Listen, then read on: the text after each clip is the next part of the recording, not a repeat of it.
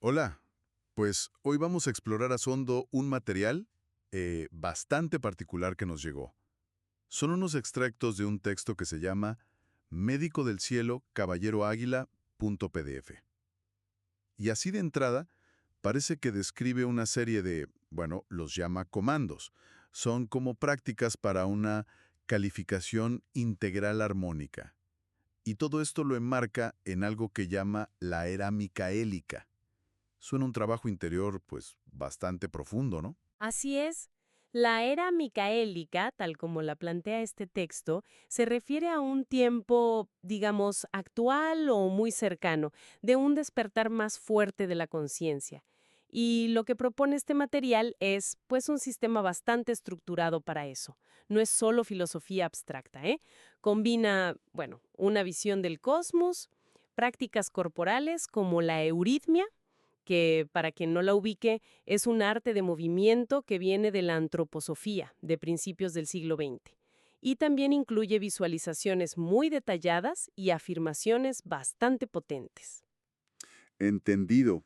Entonces, la idea hoy es, eh, pues, desentrañar los conceptos clave, ¿no?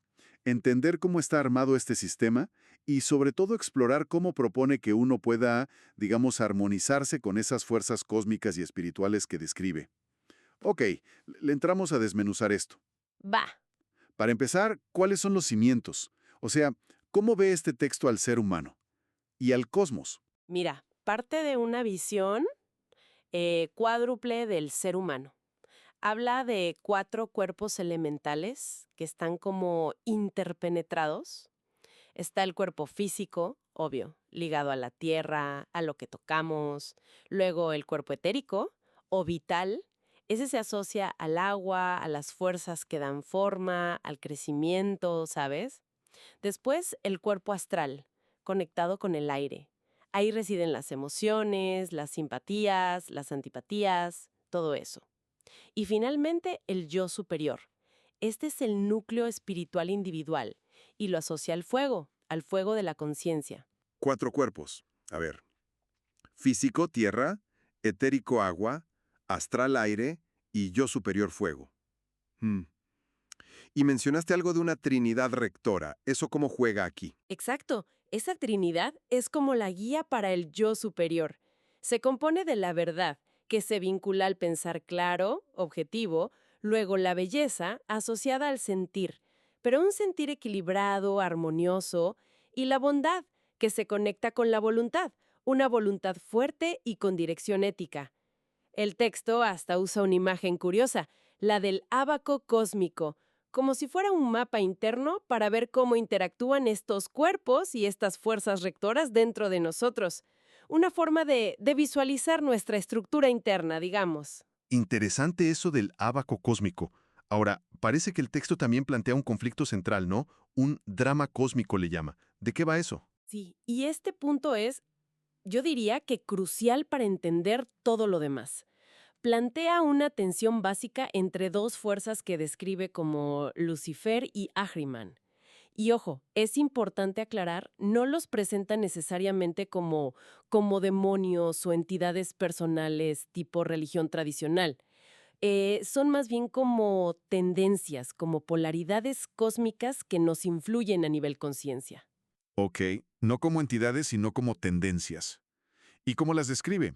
¿Qué representa cada una? A Lucifer lo asocia con el impulso hacia el orgullo espiritual, la fantasía que se dispara como una huida de lo terrenal hacia, no sé, abstracciones o éxtasis sin base real, una emocionalidad que puede volverse caótica, como una fuerza que nos jala hacia afuera, lejos de la realidad concreta.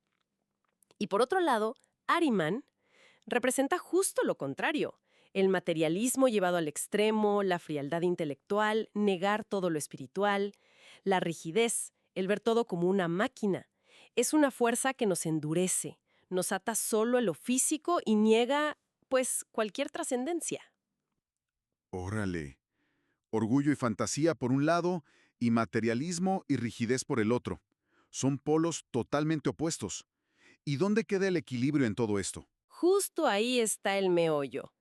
Lo fascinante aquí es cómo plantea esta dinámica, porque no se trata de eliminar una fuerza o la otra, sino de encontrar un balance, un equilibrio dinámico.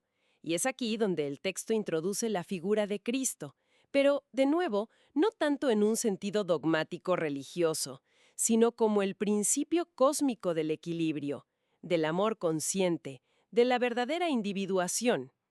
Él representa lo que llama el camino medio del corazón, la posibilidad de integrar espíritu y materia sin caer en los extremos, ni de Lucifer ni de Ahriman. Mencionaste el corazón. Y sí, parece que el texto le da una importancia enorme. Ahí está un comando 3, eje corazón. ¿Podrías explicarnos un poco más por qué es tan central? Totalmente. El corazón en esta visión va mucho más allá del órgano físico. Es el centro simbólico y energético del ser humano.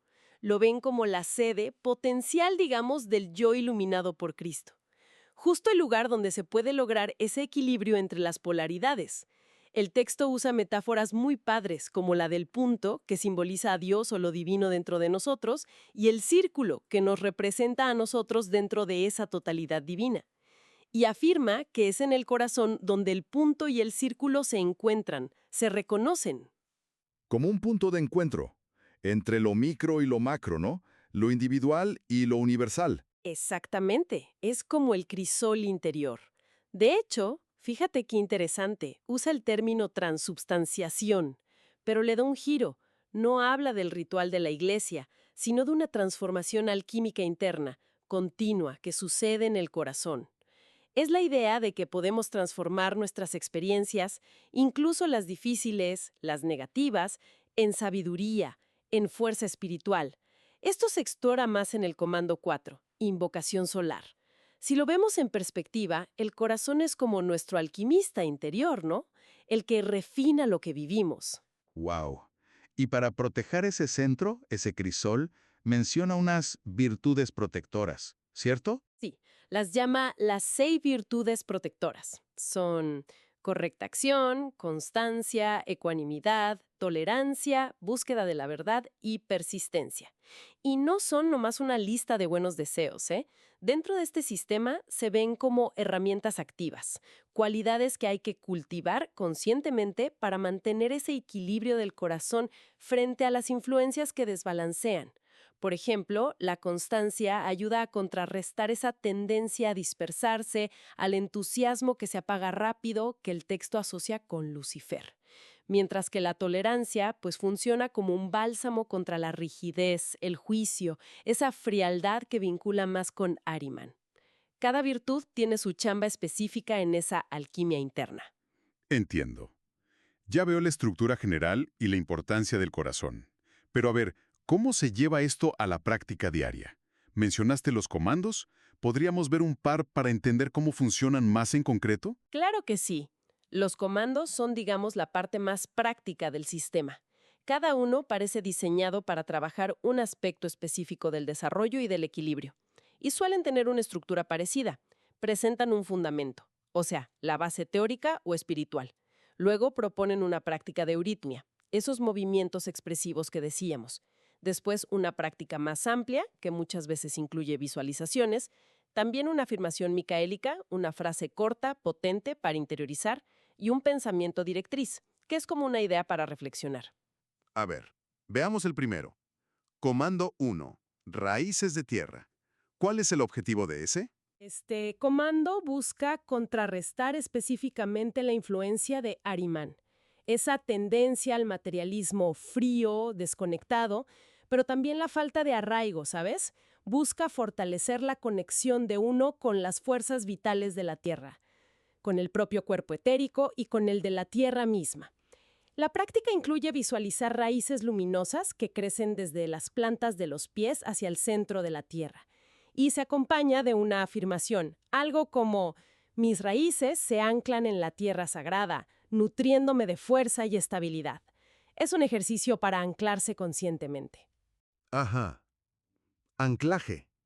Y el opuesto, digamos, sería el comando 2. Brazos al cielo. ¿Va por ahí? En cierto modo, sí. Ese parece orientarse más a equilibrar la influencia de Lucifer, la del orgullo espiritual o la de evadirse de la realidad. Busca cultivar la serenidad, una humildad receptiva, la capacidad de ser como un espejo sin distorsión para la verdad espiritual que viene de arriba. La práctica implica una postura, gestos de apertura hacia el cielo, buscando una conexión equilibrada con lo espiritual, pero sin perder el anclaje en la tierra que se trabajó con el Comando 1. Es un balance constante. Qué interesante cómo buscan equilibrar esas dos tendencias. Mencionaste otros ejemplos antes. Oye, ¿y qué onda con el Comando 5? Purificación de la palabra. Eso suena intrigante. Ese es fascinante, la verdad. Se enfoca en algo súper cotidiano, el lenguaje. El texto le da un poder creador inmenso al sonido y a la palabra consciente. La ve como agua de vida, capaz de nutrir o de envenenar nuestro ambiente psíquico y el de los demás. Propone resistir activamente lo que llama la Babel moderna. Y no se refiere solo a la confusión de idiomas, sino a la degradación del lenguaje cuando se vuelve puro ruido, chisme, manipulación o comunicación superficial sin alma. Llama a usar la palabra con responsabilidad, con verdad, con belleza. Es como una invitación a la higiene verbal, si quieres verlo así. Vaya, enfocar la purificación de la palabra de esa manera, como resistir la Babel moderna, eso le da un peso bien distinto a cómo nos comunicamos todos los días. Y mencionaste también un Comando 6 fortalecimiento espiritual.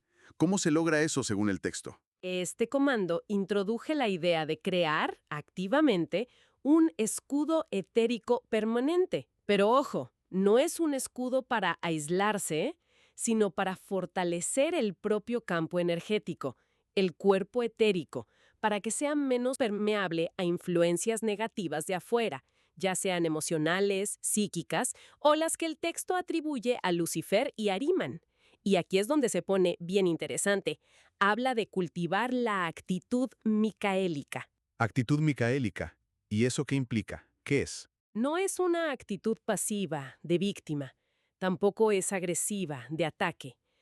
Es más bien una combinación de confianza serena en el propio núcleo espiritual, vigilancia constante y, sobre todo, discernimiento. Mucho discernimiento. El texto usa la imagen de la espada de Miguel, pero aclara, no es un arma para atacar a otros, es una herramienta interna para discernir, para cortar con claridad entre lo verdadero y lo falso, lo esencial y lo superfluo, tanto en el mundo exterior como en nuestros propios pensamientos y sentimientos. Es una actitud de claridad y coraje interior. Tiene sentido. Y eso de fortalecer el campo energético me lleva a pensar en la circulación de la energía. ¿También lo abordan? El Comando 9, circulación del chiqui, se centra justo en eso. Ajá. Usan esos términos, chi o ki. Se refiere a la energía vital, como en otras tradiciones. Exacto. Usa esos términos conocidos para hablar de la energía vital que anima el cuerpo etélico. El objetivo de este comando es armonizar ese flujo de energía a través de los canales del cuerpo. Los llama los 12 meridianos. La idea es prevenir bloqueos o estancamientos. El texto asocia esos bloqueos o bien a la rigidez y contracción, que liga a Ahriman, o bien a la dispersión y al caos energético, que liga a Lucifer. La práctica busca restablecer un flujo que sea rítmico, equilibrado. Interesante. Y mencionaste que conecta esto con el zodiaco. ¿Cómo es eso? Astrología. Sí, conecta estos 12 meridianos principales con los 12 arquetipos zodiacales. Pero ojo, no en un sentido predictivo de horóscopo, sino viéndolos como un mapa simbólico del desarrollo humano completo. Cada meridiano o cada arquetipo representaría una cualidad o una etapa evolutiva que hay que integrar. Por ejemplo, la iniciativa de Aries, la perseverancia de Tauro, la comunicación de Géminis, etc. Activar conscientemente estos meridianos sería como recorrer una rueda de desarrollo personal, buscando integrar todas esas cualidades arquetípicas en uno mismo, pero de forma equilibrada. Entiendo. Suena a un desarrollo muy integral, muy completo. Oye, ¿y cómo se relaciona todo esto con la ética? con esa trinidad rectora que mencionamos al principio: verdad, belleza y bondad. Hay un puente ahí. Totalmente. Esa conexión se ve clarísima en el comando 10, estiramiento cósmico. Aquí el texto afirma de manera bastante directa que estas tres fuerzas, verdad, que asocia al color oro y al pensar claro, belleza, asociada al arco iris y al sentir armonioso, y bondad, vinculada al rosa y a la voluntad ética, son las únicas fuerzas verdaderamente salvadoras. Salvadoras. Esa es una palabra fuerte. Sí lo es. Y creo que implica que cultivar activamente estas tres cualidades en nuestro pensar, sentir y actuar es lo que de verdad nos transforma, lo que nos alinea con nuestro potencial espiritual más alto. El comando propone ejercicios para simbólicamente estirarse hacia estas fuerzas, como para atraerlas y permitir que expandan nuestro ser. Éticamente, llama a estas tres facultades ya desarrolladas las tres águilas del desarrollo. El águila del correcto pensar, verdad. El águila del correcto sentir, belleza. Y el águila de la correcta voluntad, bondad. Es como si al cultivarlas nuestro espíritu pudiera volar, ¿no? Ok. Hemos cubierto la base cosmológica, el corazón como centro, las herramientas prácticas como los comandos, la energía. El texto menciona una fase de manifestación. ¿Qué pasa ahí? ¿Es como la culminación? Parece que sí, que esta fase busca culminar el proceso de integración. Y aquí el que destaca muchísimo es el comando 11, afirmación personal. Yo soy. Y esto no es un simple ejercicio de pensamiento positivo, ¿eh? Es una declaración consciente, sentida, de la identidad más profunda, del yo superior, identificándolo con ese núcleo luminoso de verdad, belleza y bondad que ya mencionamos. ¿Tienes algún ejemplo de esas afirmaciones? ¿Cómo suenan? Sí, el texto da varias identidades solares como inspiración. Frases como yo soy sol de conciencia, yo soy fuego alquimista del corazón, yo soy águila dorada de Miguel. Son afirmaciones muy potentes. Buscan anclar la conciencia en esa identidad espiritual esencial, más allá del ego del día a día o de la personalidad condicionada. Es un acto de recordar y reclamar quién eres en esencia. Y aquí viene un paso que, para mí, es crucial y muy hermoso en este sistema. Justo después de afirmar tu propio núcleo luminoso con el yo soy. El siguiente paso es extender ese reconocimiento hacia afuera. Hacia los demás. Exactamente. El comando 12, tú eres, se dedica a eso. La práctica consiste en mirar a otra persona, a quien sea, e intentar activamente ver más allá de su personalidad, de sus defectos o de lo que proyectamos en ella, para reconocer esa misma chispa divina, esa misma posibilidad de verdad, belleza y bondad que acabas de afirmar en ti. Es un ejercicio consciente para superar el juicio que el texto liga a Lucifer y la indiferencia o el tratar al otro como objeto que liga a Ahriman. Vaya. Eso sí que plantea una pregunta importante sobre cómo vemos a los demás normalmente, ¿no? Sin duda, lo que sugiere el texto es que en cada ser humano, sin excepción, vive latente este núcleo luminoso, esta posibilidad de despertar. Y reconocerlo en el otro, tú eres, se vuelve tan importante como reconocerlo en uno mismo. Y esta perspectiva se expande todavía más en comandos posteriores, ¿eh? Se aplica a individuos específicos que no están presentes, ella es comando 13, a tu comunidad espiritual o grupo afín, nosotros somos comando 14, e incluso a toda la humanidad y al cosmos, ellos son comando 16. Es como una expansión radial de la conciencia y del reconocimiento ético. Y después de todo este trabajo interno, de afirmación, de reconocimiento, ¿cómo se baja esto a la vida diaria? ¿Hay un puente hacia la acción concreta? Porque si no, se queda en algo muy abstracto, ¿no? Sí, total. El sistema busca cerrar ese círculo con algo como el comando 20, proyección con intención. La idea aquí es transformar la vida cotidiana, con todas sus tareas, sus encuentros, sus problemas, en una especie de meditación activa.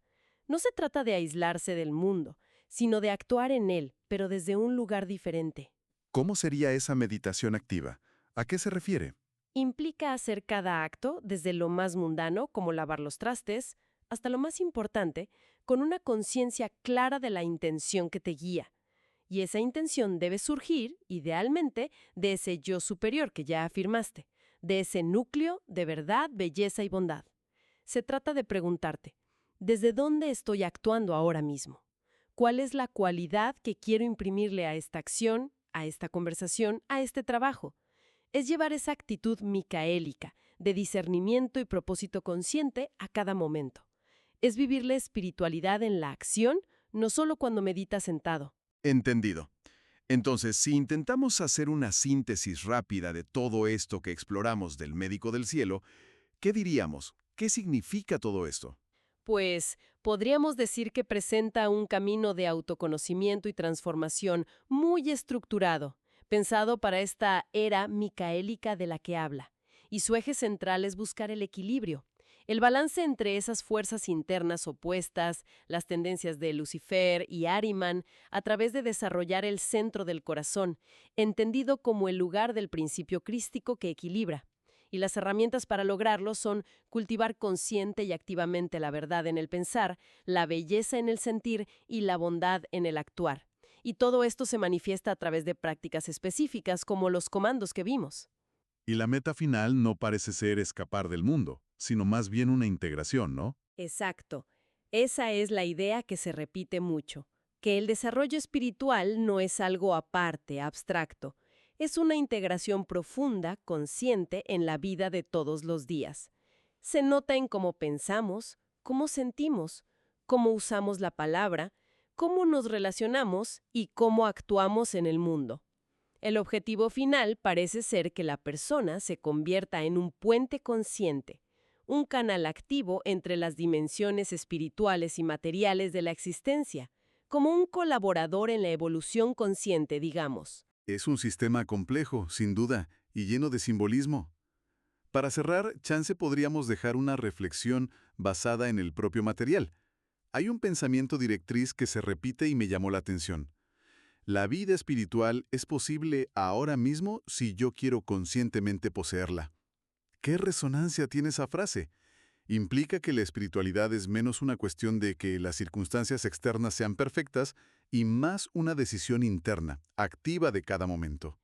Es una pregunta poderosa, sí.